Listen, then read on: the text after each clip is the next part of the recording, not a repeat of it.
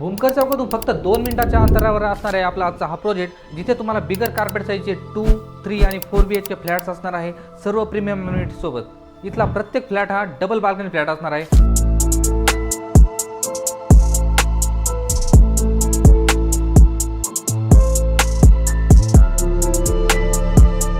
हा तुम्ही हॉल आणि बाल्कनी बघून घेतली आहे। हा बघून घ्या फर्स्ट बेडरूम।